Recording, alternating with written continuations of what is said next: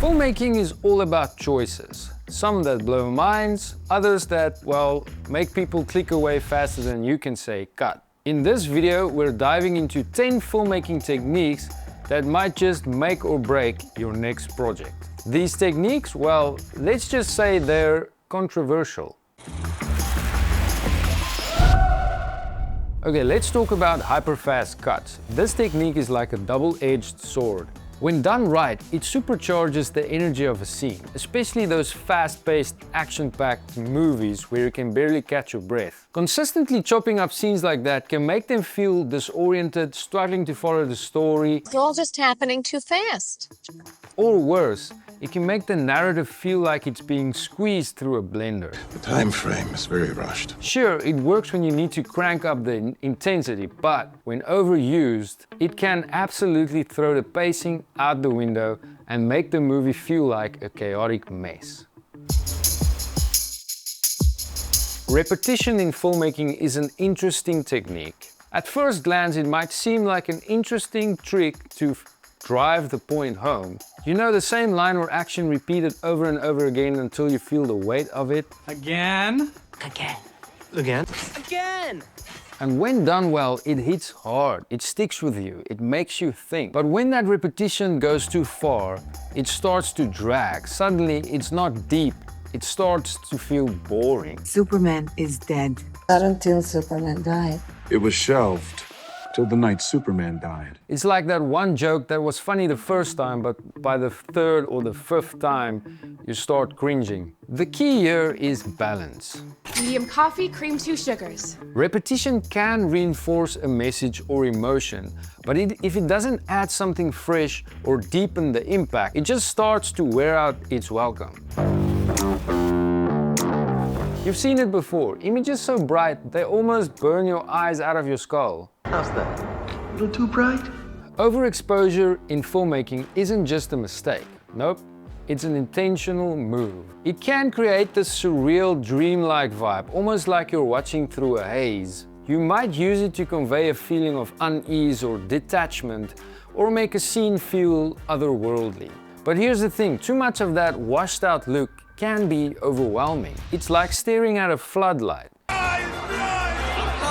You get the idea. It's just hard to process. Some viewers will appreciate the boldness, the challenge to traditional norms, but others will just reach for the brightness button on their TV.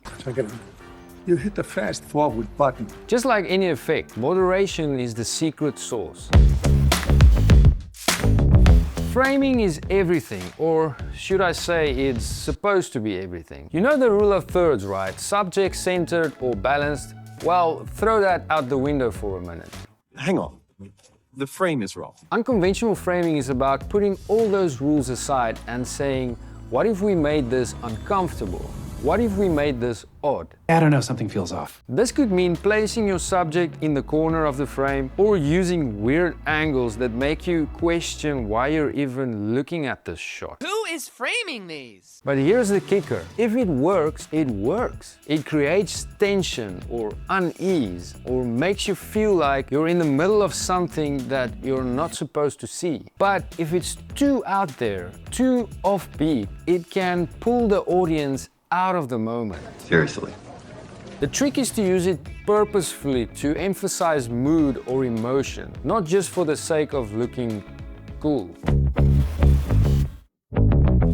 Now let's talk about breaking the fourth wall, directly addressing the audience. Are you talking to me? This is one of those techniques that, when done right, is a total game changer. I know, right? It brings you closer to the character, it makes the story feel more intimate, like you're in it. It adds humor, it adds irony, and it can completely change the vibe of the film. Supermodel documentary hour! But it's also a fine line. If your character suddenly looks at the camera and starts talking and it's not the right moment, it can take your viewer right out of the experience. I know you're not following what I'm saying anyway. It's like someone cutting into your personal space.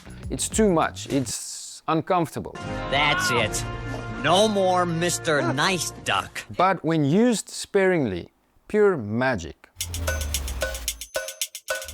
Listen, music has the power to make you feel something. It's a filmmaker's secret weapon. I hear it.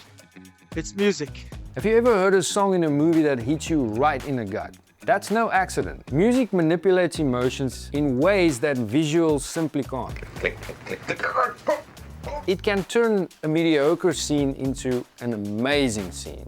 A well-placed track can have you tearing up without even realizing why. Near the village, the quiet village. But, and this is important, it's a double-edged sword. When the music is too obvious, too heavy-handed, you feel manipulated. It feels like the filmmaker is saying, hey, you have to feel this, and you're just not buying it. That doesn't sound right. The goal should be to let the music enhance the moment and not force the emotion. When done right, it'll feel like the music was always meant to be there. When done wrong, it just feels like a cheap trick. Mockumentaries. Love them, hate them, they are a controversial topic and they are a polarizing technique. Please just make it work, okay? Please. They blur the line between fiction and, well, reality. The audience can't tell what is real and what is staged. This is real life. The beauty of this style is how it plays with conventions. It allows for a certain freedom in character development, plot and dialogue. But here's the thing, it's easy to screw this up. If the audience can't tell whether they're watching a real documentary or a stage one, this can break the illusion entirely. I don't understand the difference. Too much fakery and it feels like a gimmick, and too little and the audience feels fooled. I know what the problem is here. Nail it and it can be one of the most fun and creative ways to tell a story. Sometimes less is more. The dead time technique is all about slowing down the pace and leaving long pauses or stretches of silence. I'm gonna just stop talking. Finally. It's a minimalist approach where the absence of sound or action creates this weight that hangs in the air. Just passing the time. When used correctly, it can give the audience a moment to breathe, reflect, and truly process what's happening on screen. But if you linger too long, it can feel like you're wasting the viewer's time. They might start checking their phones or questioning if the film is actually still going. So, how long is this going to take? It's all about timing. If you hit that sweet spot, it will add so much depth to your story. Jumping through time, flashbacks, non-linear editing, it's a technique that can completely shift the perspective of a movie. When done right, it pulls your audience in. It forces them to piece together the story like a puzzle. Need imagination. But do it wrong, and it's like running through a maze without a map. I think we lost them. It can make the film feel disjointed and confuse the audience. I'm confused. The beauty of time manipulation is that it opens up so many possibilities. It allows you to reveal information in a more impactful way. But it's a high risk, high reward kind of move. Get it right and it's genius. The ending is everything. It's the final punch. It's the mic drop moment that sticks with you. But what about those films that leave you hanging? Imagine coming to the end of the book and then just finding a lot more book. Typically, unresolved endings leaves the audience with more questions than answers. I have so many questions. So it forces you to solve the ending in your head. Some people love it. It sparks discussion, deep thinking, and personal interpretation. Like the end of a horror movie. Or the beginning of a pranking movie. Others, well, they feel cheated. They want closure. They want to know what happens next. And that's the end of that one. Yeah. Well, and here's the thing. Unresolved endings aren't for everyone. If done well, they make your viewers think long after the credits roll. But if mishandled, they'll make your viewers feel dissatisfied. Well, I see things differently now. This is a delicate art form that requires finesse. At the end of the day, it's not whether you like these techniques or not, it's whether they serve the story you're telling.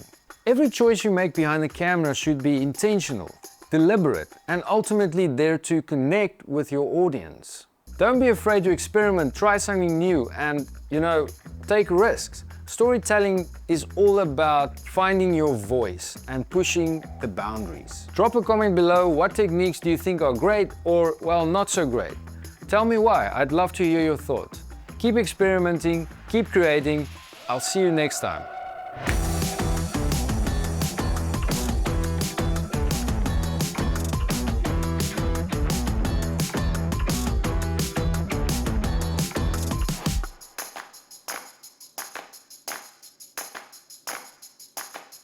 Thank you.